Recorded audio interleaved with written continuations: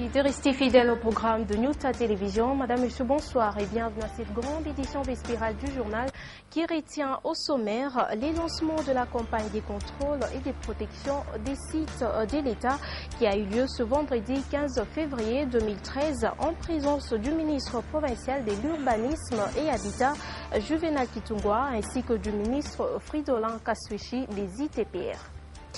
Et puis, la population du camp Kami-CP de la commune annexe est victime de la pollution environnementale. Les eaux d'écoulement qui proviennent d'une entreprise de la place seraient à l'origine de plusieurs maladies. Une fois de plus, bonsoir. Je vous le disais dans les sommaires, les ministres provinciaux de l'Urbanisme et Habitat, Juvenal Kitungwa Lugoma, a procédé au lancement de la campagne des contrôles et des protections des sites de l'État ce vendredi 15 février 2013. C'était en présence de Fridolin Kaswechi Musoka, ministre national des ITPR et aménagement du territoire, qui a demandé aux agents des cadastres de sensibiliser la population au respect des normes urbanistiques dans la construction. C'est un reportage de Edouard Konkou et Michel Olela. Analyser les problèmes liés à l'urbanisation des villes du Katanga et projeter ce qu'elles seront plusieurs années après, c'est l'essentiel de la communication du ministre national de l'Urbanisme et Habitat aux agents et fonctionnaires des affaires foncières dans la salle Wantanchi de l'Hôtel des Villes.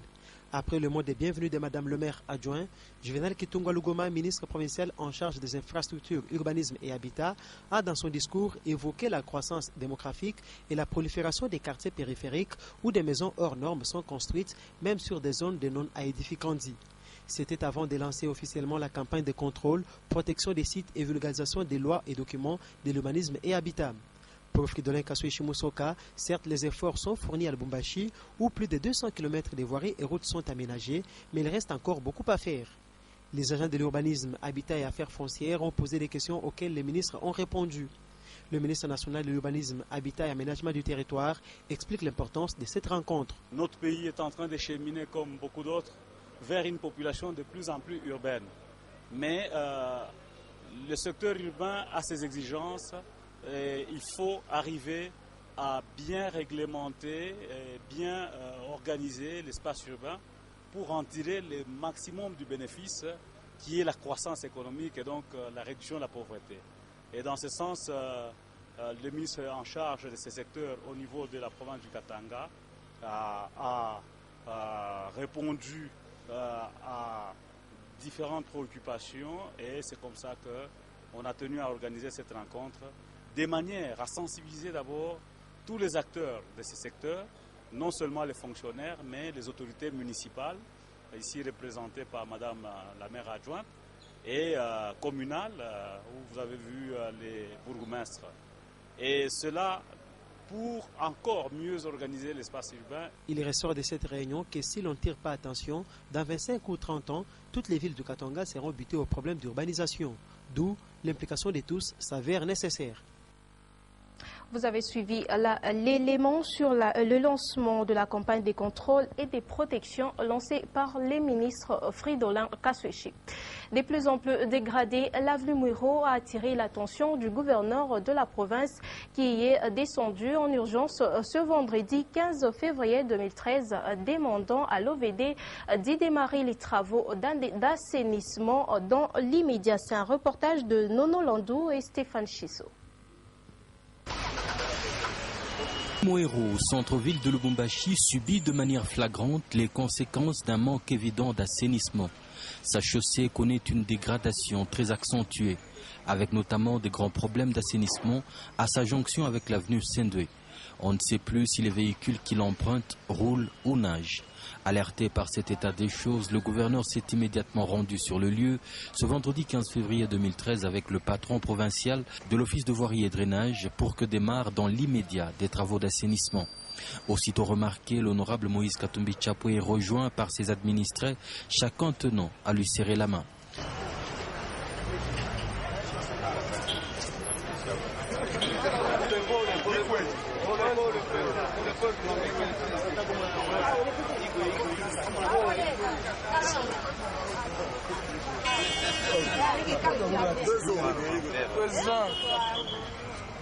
Un exercice auquel le gouverneur ne s'est pas dérobé, jusqu'à encaisser au final une petite cagnotte en francs congolais lui offerte par ses administrés. Une relation de complicité qui s'affermit chaque jour davantage entre l'honorable gouverneur et la population du Katanga. Et tour à tour, les gouverneurs de province ont reçu les conseillers spéciaux du chef de l'État en matière d'infrastructure, Kimbembe Manzunga, et les ministres honoraires Mbuyu Kabango. Les deux notabilités livrent ici l'essentiel de leur rencontre. Ils sont au micro de Nono Landou et Stéphane Chiso. Nilienda Mpweto tukarudia, puis c'est normal kusalimia kwanza bakubwa ya province, liwali ya province, na kisha kuzungumza kiloko maproje ya infrastructure hapa Lubumbashi mbalimbali, proje ya Kasomeno, proje ya RN5, Kalemi, Uvira, na makazi yenye gouvernement provincial kuna kisha hapa Lubumbashi. Mina furahi makazi zenye gouvernement provincial na leadership ya gouverneur leo na kisha minaona atuka makazi zenye tunaweza ita ma grand travaux ya naona innovation sana hapa ville ya Lubumbashi. Tembea fasi yote vraiment au changement. Il y avait une équipe de médecins qui sont des Congolais, Congolaises, qui vivent les uns au Canada, les autres vivent donc, disons, à Paris, et qui ont l'idée de se dire, bon, dans le cas des 5 chantiers, et aussi de la révolution de la modernité, nous devons aller faire quelque chose chez nous au Congo. Et ils ont pensé au fait que, selon les statistiques qu'ils ont de l'Europe et de l'Amérique, les Congolais qui mouraient dans le temps de plusieurs maladies, par exemple diabète, les problèmes comme malaria, les problèmes comme sida, mais on constate que le nombre maintenant augmente. Et ceux qui meurent, c'est surtout en ce qui concerne les arrêts cardiaques, les AVC, consorts. Ils se sont dit, bon, comme ce sont des spécialistes en la matière, ils se sont dit, nous devons aller voir qu'est-ce qui se passe exactement et qu'est-ce que nous pouvons faire. Comme ils pratiquent déjà ça, donc disons en Amérique du Nord et en Europe, ils se sont ligués plus de 100 médecins pour dire nous devons aller commencer chez nous, voir ce que nous devons faire. Et quand ils m'avaient parlé de ce problème, j'ai préféré que, comme la charité bien ordonnée commence par soi-même, j'ai dit bon, allons d'abord voir le Katanga. Nous avons donc une équipe dynamique qui peut nous assister et vous accueillir pour que vous puissiez faire d'abord l'information. Il faudra que chaque Congolais, chaque Congolaise soit informé à ce qui concerne les problèmes de cardiaque, les problèmes des AVC, et ainsi de suite. Il faudra qu'on les forme, et non seulement les médecins, non, tout le monde, dans la famille, dans la rue. Donc, il faudra que la communication passe à la télévision, des spots à la télévision, à la radio, ainsi de suite, pour que chacun, si vous êtes dans la famille, quelqu'un attrape l'AVC, vous savez déjà les premiers soins comme nous, on le faisait quand on était des scouts. Et je vous le disais, dans les sommaires, les habitants du camp Kamisepe de la commune annexe sont victimes depuis quelques années de la pollution environnementale. La population de ces coins de la ville de Lubumbashi assiste impuissamment à l'écoulement des eaux qui proviennent d'une entreprise de la place dans leur environnement qui, selon eux, serait à l'origine de plusieurs maladies. Janine Bouchou. Ces eaux proviennent d'une entreprise minière de la place et contiendraient de l'acide selon les habitants du camp Kamisepe. Et ils se plaignent de cette situation car ces eaux passent à proximité de leur maison. Partant, ils se sentent en danger.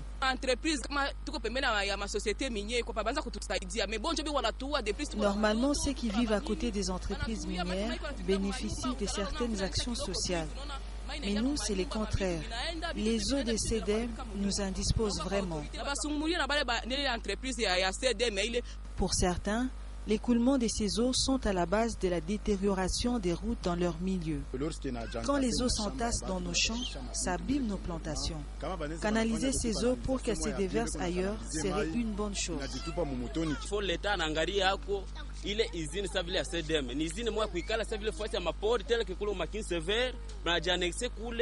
CEDEM devait être implanté loin des quartiers résidentiels. Nous sommes intoxiqués.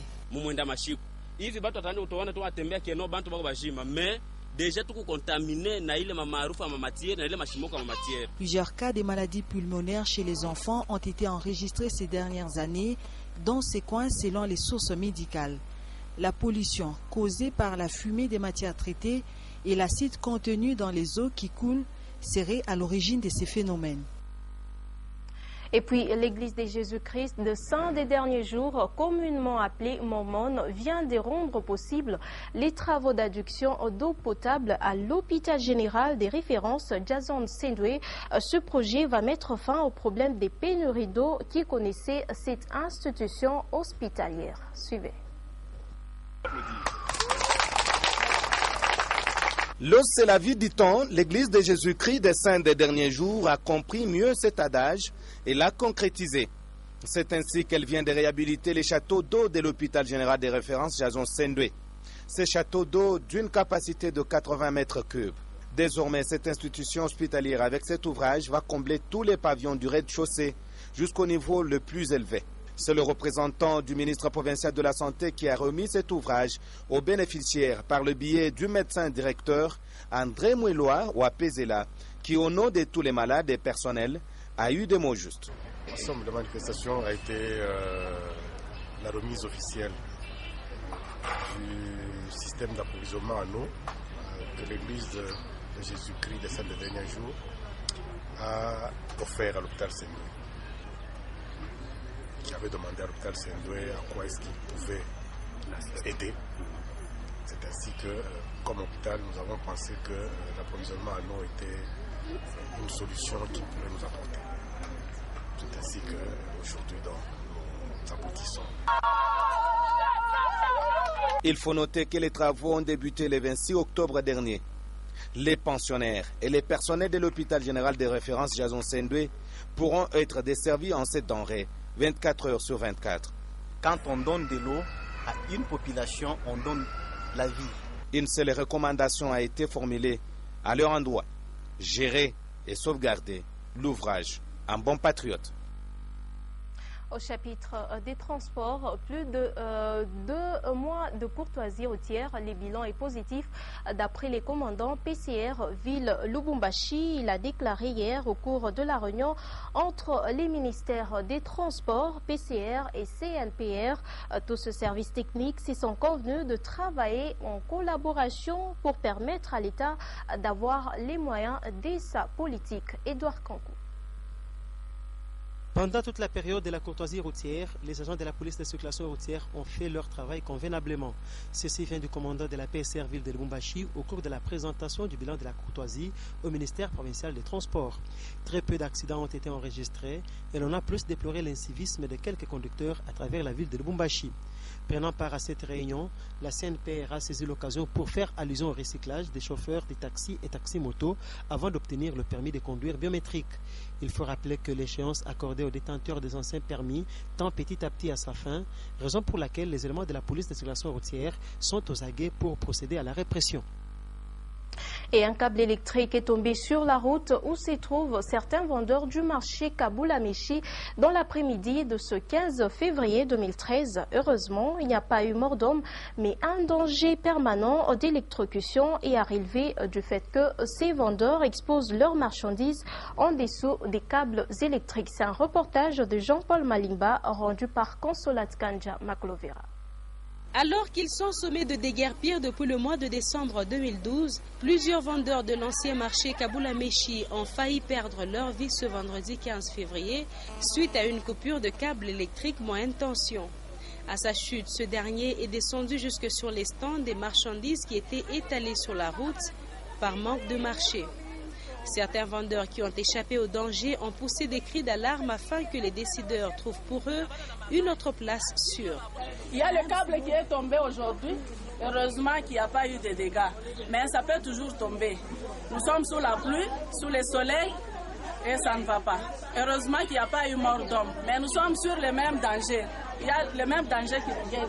Ça peut toujours tomber, un jour ou un autre. Ça peut toujours tomber et ça peut créer des dégâts. Ici, c'est là où se tient le marché Kaboula Meshi. C'est sur la voie publique. On était dans la parcelle là-bas. La parcelle a été vendue. Maintenant, nous sommes sur la voie publique. Vous voyez, il y a les câbles ici. C'est un danger pour la population. Si les câbles tombaient ici, il y aura des dégâts. Maintenant, comme nous sommes ici dans des conditions vraiment qui ne sont pas hygiéniques, vous voyez comment les histoires sont exposées par terre. Nous n'avons pas un endroit où on peut ériger le marché. Notre demande est qu'on fasse pour nous un effort. On nous cherche un endroit où on peut ériger le marché. Vraiment, ça ne va pas. Nous demandons aux hommes de bonne volonté. Nous avons cité le gouverneur, notre gouverneur. Hawezi kupata kolera ya kujisha mpaka vile bego nasema shi hatuna nafasi mzuri. Hatuna na pale tutaweka vile vitu. Malaria haitatupata. Malaria ishakuwa imeshunguruka meshi hatuna nafasi. Ils sont exposés à des risques permanents d'électrocution et aux intempéries du fait qu'ils vendent en dessous des câbles électriques, leur lieu de négoce étant déjà vendu. Inquiets, ils sont en pleurs. Les chefs de quartier et d'avenue n'ont pas pu s'approcher du lieu du drame où d'autres vendeurs étaient en furie. Selon certaines sources, d'ici le 20 février, même ces vendeurs qui exercent en dessous des câbles électriques seront chassés et à ce moment-là, les habitants de cette partie n'auront plus de marché pour s'approvisionner. Et puis les centres de santé Moïse Katumbi du village Bungumbungu et les lycées Lubusha ont reçu ce vendredi un lot important des produits pharmaceutiques. C'est la présidente de l'ONG Filles d'aujourd'hui, Femmes de demain qui a procédé à la remise de ce produit venu du ministère national des santé. C'est un reportage de Guillaume Kazadi et Teddy Kongolo. Le village Bungu, à 60 km de Lubumbashi sur la route Likasi, a encore reçu la visite de Irène Kayembe Massangu. La présidente nationale de l'ONG Filles d'aujourd'hui, Femmes de demain, est allée remettre un lot de produits pharmaceutiques au centre de santé Moïse Katumbi Tchapoué. On ne peut pas tout faire seul. On a toujours besoin de l'aide et c'est pour ça que nous sommes vraiment très contents de cette aide que nous avons eue. Et nous tenons vraiment à remercier le ministre de la Santé, Félix Kabangenumbi, de ce grand geste. Parce qu'il y a des coins reculés où c'est difficile aux gens de se faire soigner par manque de moyens. Donc avec ce don, je crois que beaucoup de nos malades seront soignés gratuitement. Comme chaque fois que la présidente nationale de FIAFED visite Bungu, le chef Katanga était présent à la cérémonie.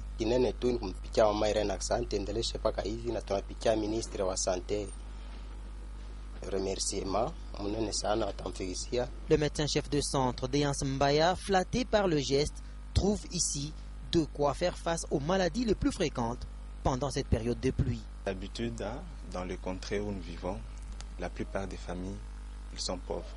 Et nous, d'habitude, pour ces familles pauvres, des fois, nous donnons des soins gratuits. Plus tard, la délégation de FIAFED s'est rendue au lycée Lubusha où elle a déposé une bonne quantité de médicaments. Avoir une ancienne qui a des soucis de son école, ce n'est pas donné à tout le monde, mais elle, à tout moment, à chaque fois qu'elle passe par ici, elle pense toujours à Lucha. Les deux institutions visitées par la présidente nationale de FIAFED ont de quoi soigner pendant un bon bout de temps leurs malades. Après avoir respecté la procédure d'engagement selon la loi en vigueur en République démocratique du Congo dans les domaines du travail, la maison Pungwe vient une nouvelle fois de se distinguer en bien. Cette fois-ci, ce sont les titres des propriétés des parcelles qui sont remis aux agents de l'ICACI. C'est un reportage de Pascal Mwangala Marmotte. Se rendre utile pour sauver son prochain ou encore mourir pour les autres, ces principes scouts sont à jour à la maison Pungwe et son directeur général les observe et les fait observer chaque jour. Jeudi 14 février en particulier, les agents maison Pungwe de l'ICACI et Kambové ont reçu les dossiers de leurs parcelles des mains du conservateur des titres fonciers de l'ICACI, M. Corneille Milumbu Senga, à côté du directeur général maison Pungwe, Onesphore Pungwe dans la grande salle de l'Institut Oustaoui. Ici, l'occasion pour le conservateur de titres immobiliers de féliciter et d'encourager la Maison Pungwe pour ces genres d'initiatives rares dans les entreprises en République démocratique du Congo. Après, le personnel Maison Pungwe, en majorité enseignant, est conduit à découvrir le site de la concession Maison Pungwe à Jolie City, la très prochaine nouvelle ville de l'ex-Jadoville, située à plus ou moins 4 km du centre-ville Likasi. Et ces démons, bien choisis par ses agents pour dire merci.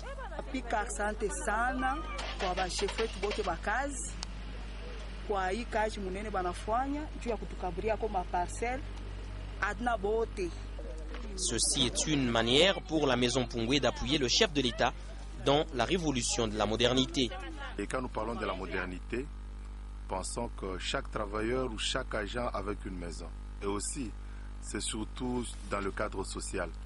C'est décidément un énième geste favorable de l'employeur à l'égard de ses employés.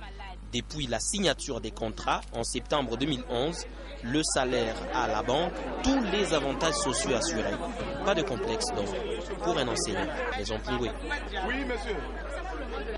Et avant de finir, il y a eu en la cathédrale Saint-Pierre et Paul de Lubumbashi une messe d'action des grâces en mémoire de l'ambassadeur Augustin Katumba Mwanke. C'était ce vendredi 15 février 2013 en présence des membres de sa famille et de plusieurs notabilités nationales et provinciales.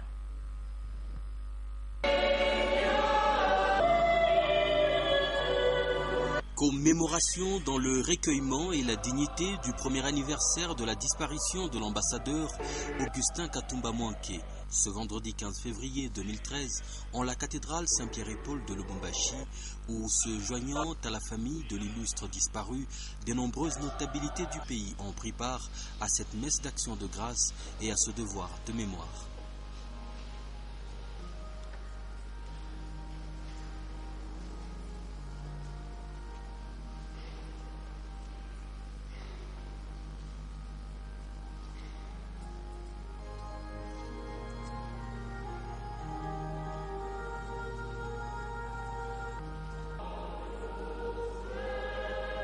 Chers frères et sœurs, une année déjà s'est écoulée depuis que le Seigneur a rappelé notre bien-aimé parent. Une année. Pour certains, c'est beaucoup pour oublier, tandis que pour d'autres, c'est peu pour que la profonde blessure provoquée par cette disparition inattendue puisse se cicatriser. Toutefois, même si cette plaie demeure toujours ouverte, nous avons voulu, par la présente célébration, rendre grâce à Dieu qui nous a donné Augustin et le remercier pour avoir permis dans sa souveraineté qu'il nous quitte à la fleur de l'âge. Nous croyons à la parole de Dieu qui nous dit que toute chose concourt au bien de ceux qui l'aiment, ainsi que celle qui nous demande de rendre grâce en toutes choses. Nous avons voulu également nous souvenir de ce qu'Augustin a été pour chacun d'entre nous et ce que Dieu lui a permis de réaliser pendant sa vie. Grand merci à vous tous de vous être dérangés afin de vous associer à cette action de grâce et à ce devoir de mémoire. C'est également pour notre famille une opportunité de remercier tous ceux qui nous ont aidés à passer au travers de ces durs moments et qui demeurent toujours à nos côtés. Nous remercions particulièrement ceux qui nous ont permis de commémorer dans la dignité ce premier anniversaire, tant à Puerto qu'ici à Lubumbashi. Puisse le Seigneur les bénir et que notre frère qui, nous l'espérons, a bénéficié de la grâce divine, intercéder pour eux. Nous réitérons pour terminer nos remerciements à vous tous qui êtes venus prier avec nous. Encore une fois, merci.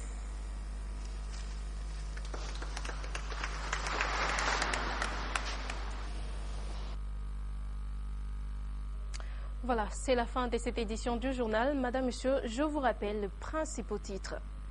Les lancements de la campagne des contrôles et des protections des sites de l'État a eu lieu ce vendredi 15 février 2013 en présence du ministre provincial de l'Urbanisme et Habitat Juvenal Kitungu Alugoma ainsi que du ministre Fridolin Kaswechi des ITPR. Et puis la population du camp Kami-Sepe de la commune annexe est victime de la pollution environnementale. Les eaux d'écoulement qui proviennent d'une entreprise de la place seraient à l'origine de plusieurs maladies. Merci de nous avoir suivis. C'est complètement fini pour cette édition du journal. Restez fidèles au programme de News à Télévision.